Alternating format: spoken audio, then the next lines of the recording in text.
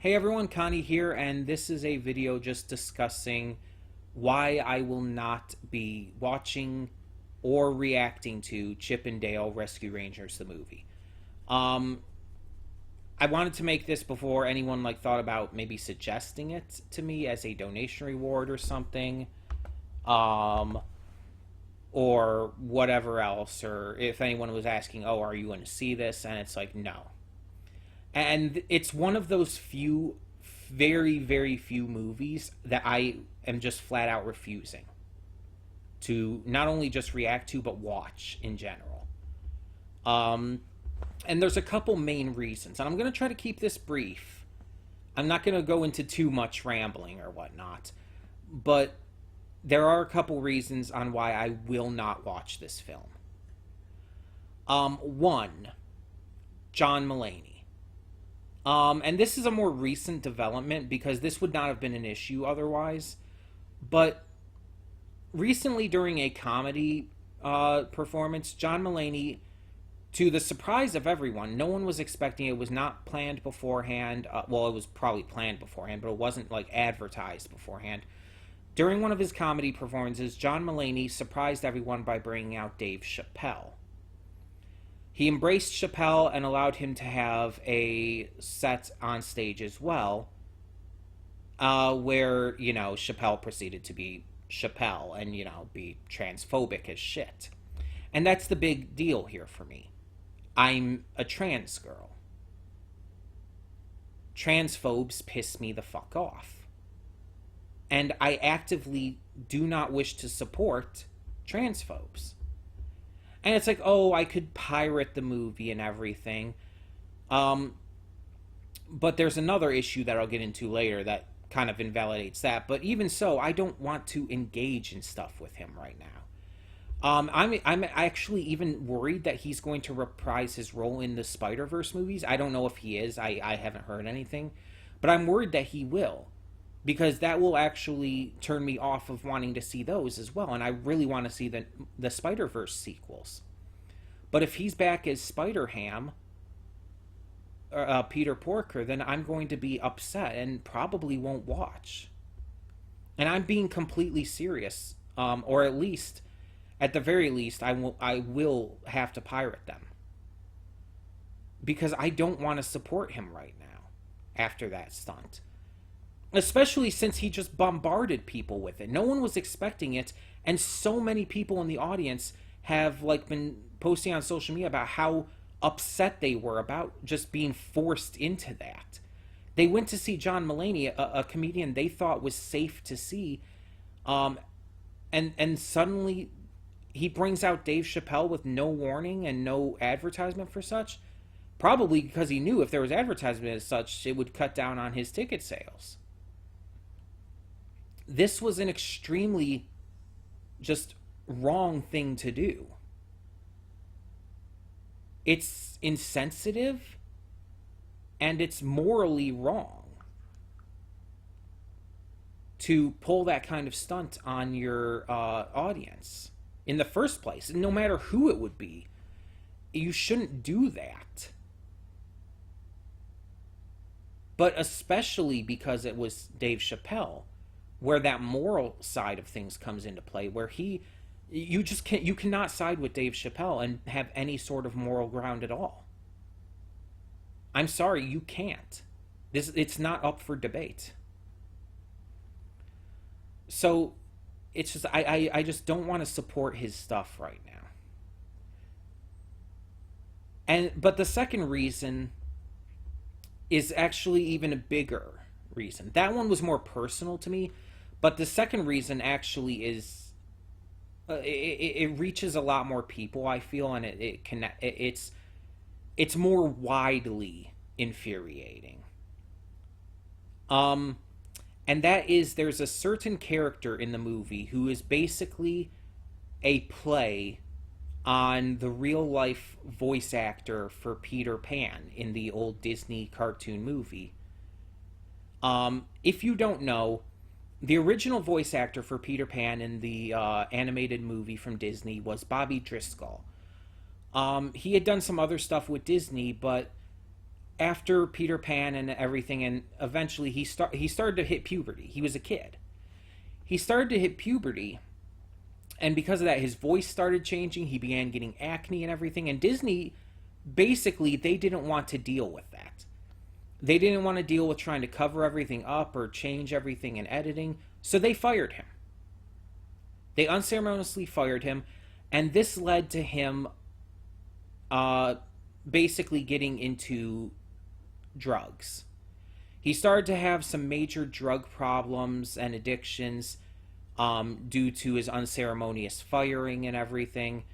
And it ruined not only his career, but his life. He eventually died on the streets alone in his early 30s, I believe it was.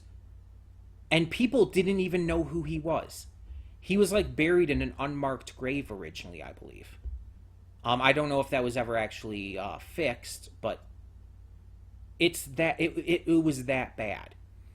Disney basically caused his drug addiction and death. And you could go on and on about like how Disney has just always been bad and always is still bad, and yeah, Disney has a lot of shit that they still have problems with, and they probably always will.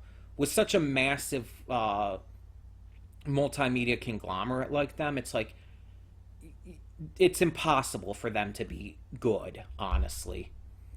And unfortunately, because it's so huge, it's all these different groups within Disney. It's like one group within Disney might be actually really good. One group of people, I don't know what you would call it.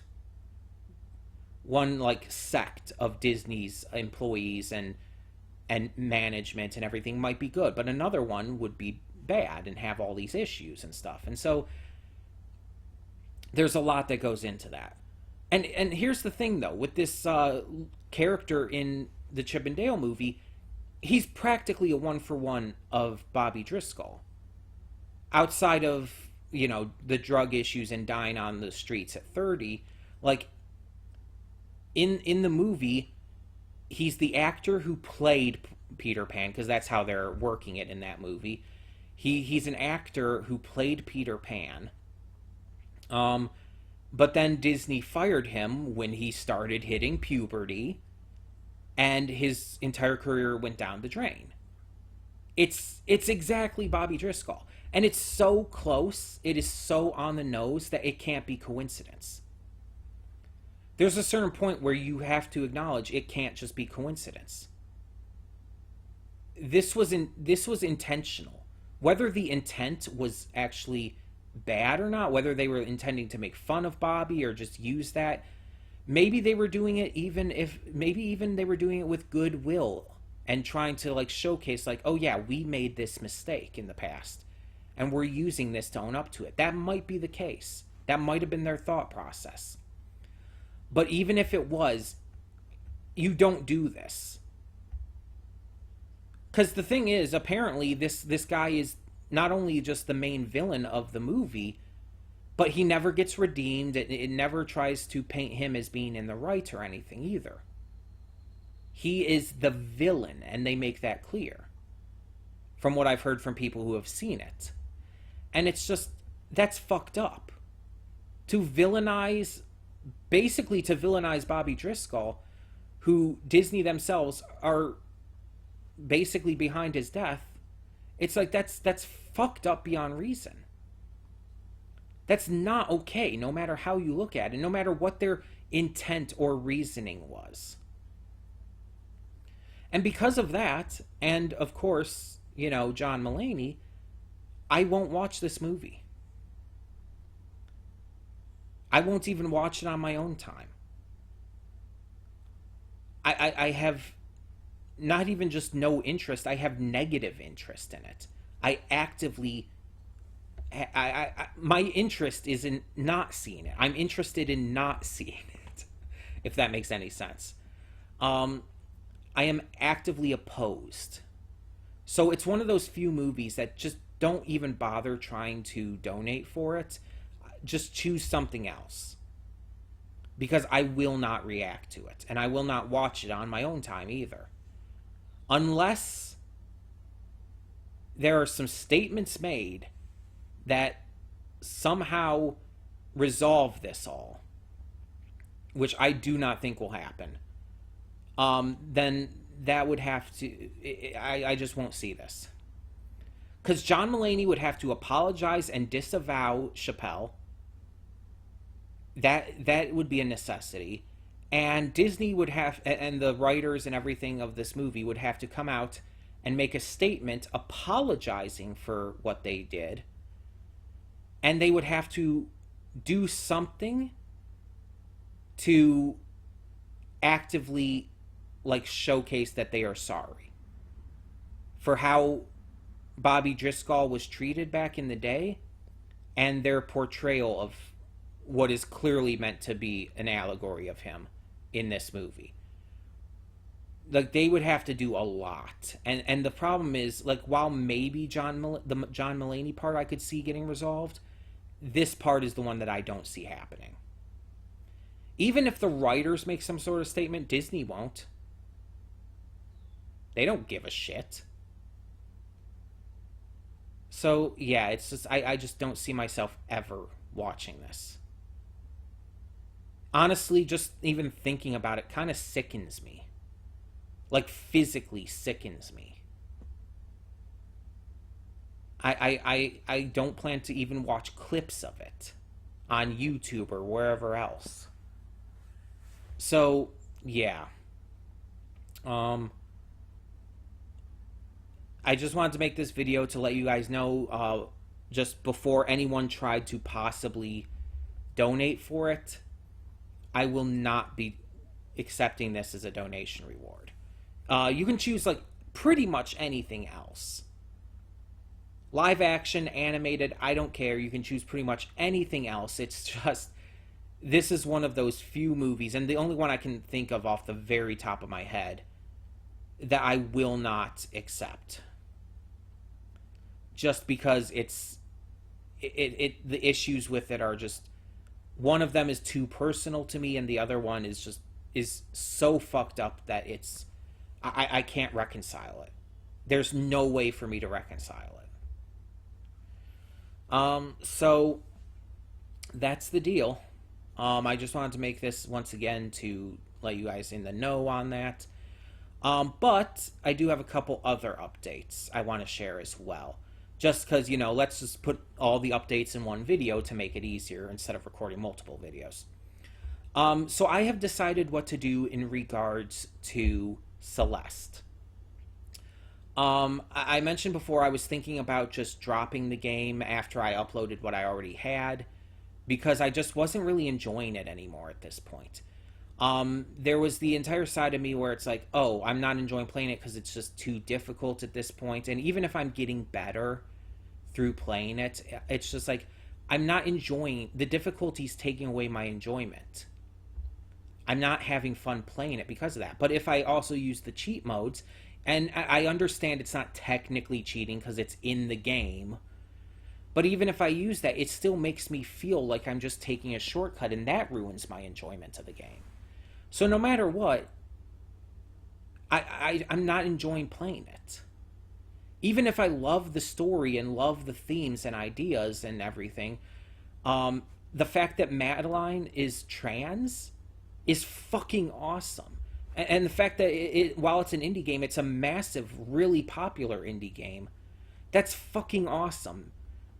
And again, I love the themes of mental illness and self-loathing and stuff like that this game covers.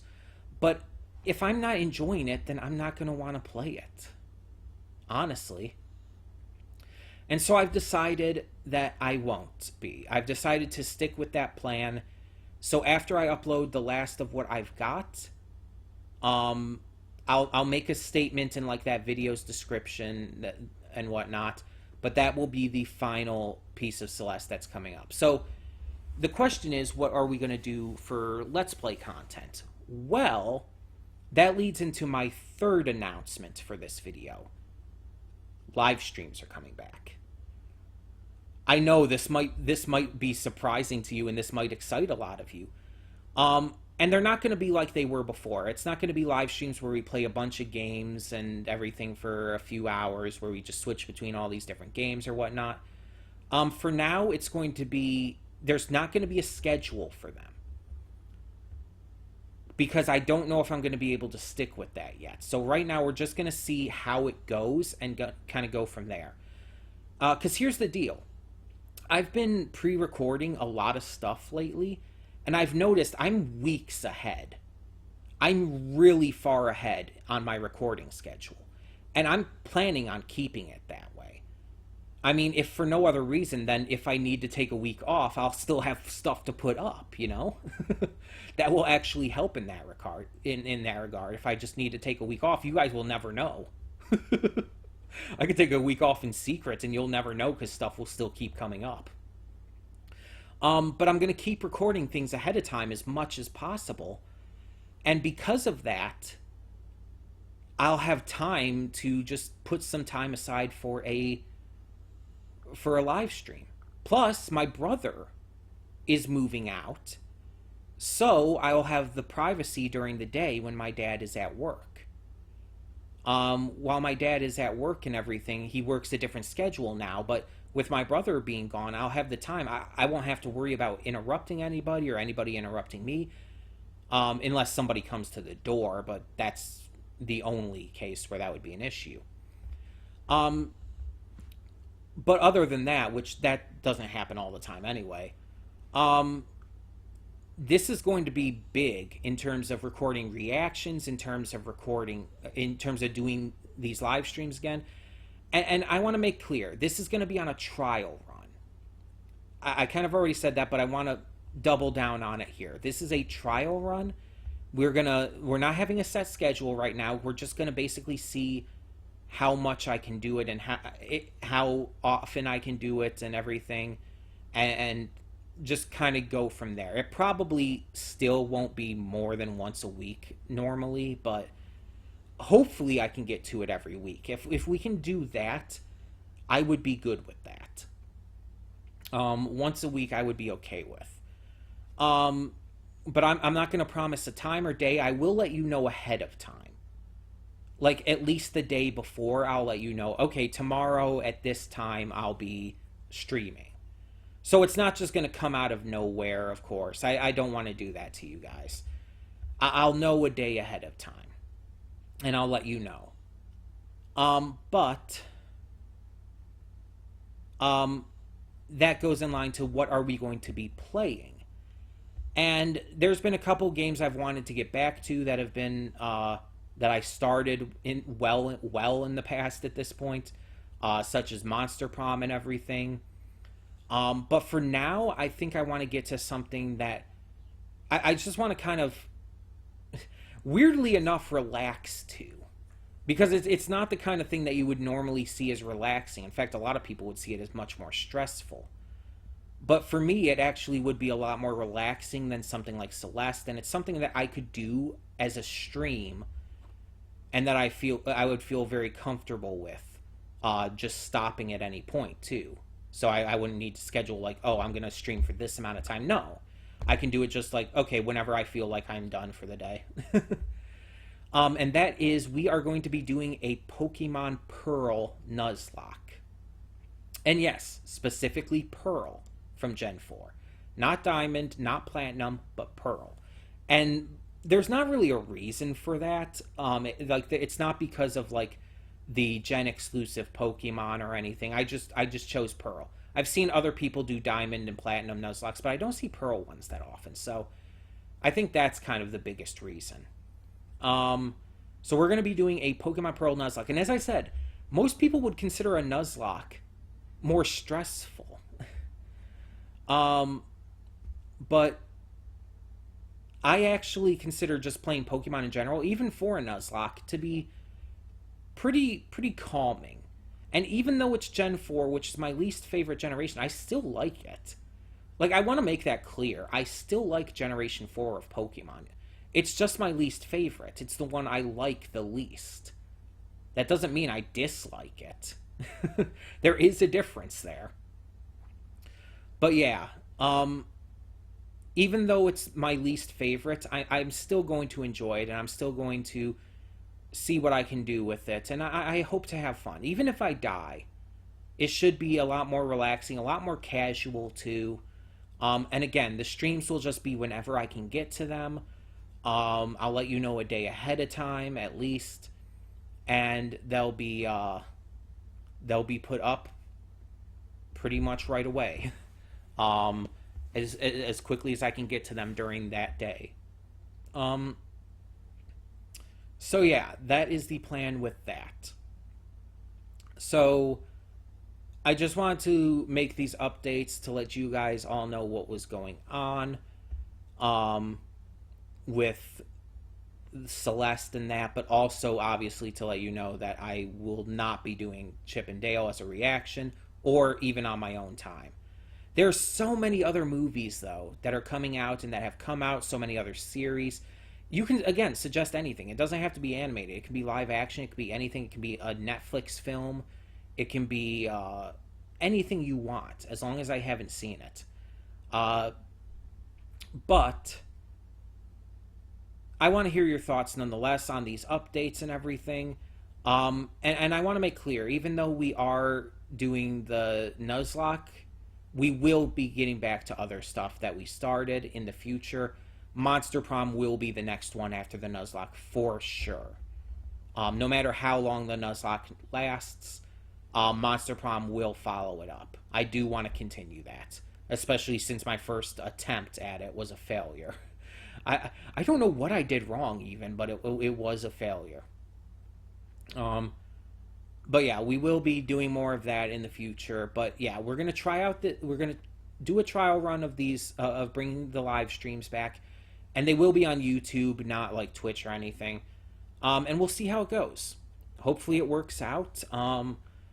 If it doesn't, if we have any issues, I can make another announcement at that point. But like I said, in the meantime, tell me in the comments below, what do you think of all of this? What are your thoughts? Do you have any ideas or anything for the future? Please feel free to mention them. And for now, I'm Connie and I'm signing off. See you all next time.